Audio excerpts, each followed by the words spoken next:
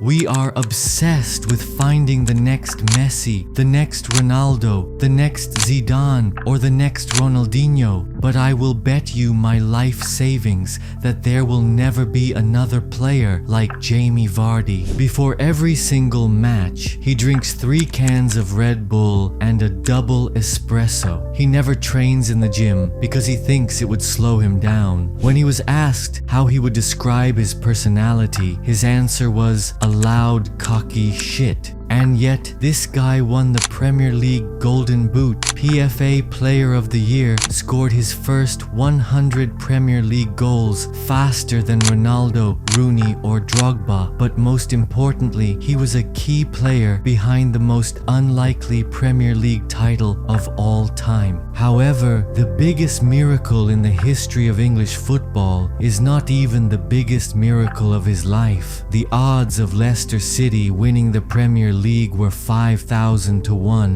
but the odds of someone having a career like Jamie Vardy are next to none. Vardy started at his boyhood club Sheffield Wednesday, but at the age of 16, he was released for being too small. And although everyone was encouraging him to keep going, to find a new club, he just convinced himself he wasn't good enough and gave up. He didn't play football for another 8 months. He was depressed. He lost any sense of purpose, and the only answer to his problems was alcohol. One night, he got into a bar fight, which earned him 6 months of house arrest. Every day, he had to be at home before 6 p.m., which meant he not only had to play football with an ankle monitor on his leg, but he had to be subbed off early in every away game so he could get home in time. And yet, none of that stopped him from scoring goals and destroying every single team he faced. In 2010, he was playing in the 7th tier. 1 year later, he moved to Fleetwood Town in the 5th, and in 2012, he joined Leicester City in the Championship. But this is where Vardy hit rock bottom.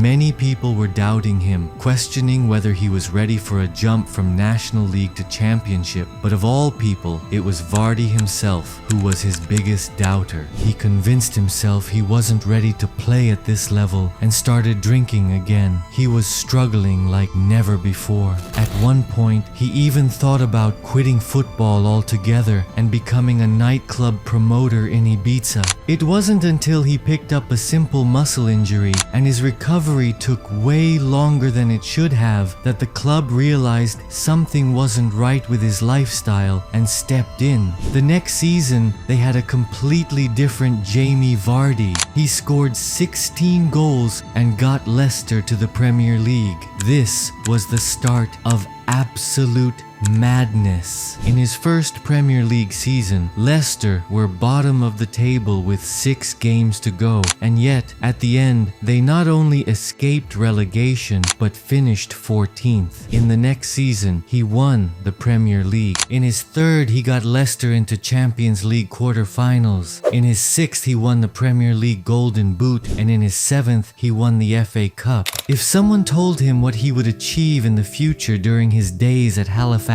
Town, well, he probably wouldn't even care. Jamie Vardy is the kind of guy who just wants to live today and doesn't worry about tomorrow. Whether he is playing in the 7th tier and working 12-hour shifts in the factory or playing for the English national team, he just wants to have fun, score goals, and take the piss out of everyone. I swear, it's like someone put a random lad from a Sunday league into a Premier League dressing room, and that's exactly what makes him so unique, not only as a person, but also as a player. You see, most of the players in the academies are told exactly what to do in every single situation during the match, and as a result, they end up being robotic, predictable, and uninspiring. But Vardy isn't anything like that.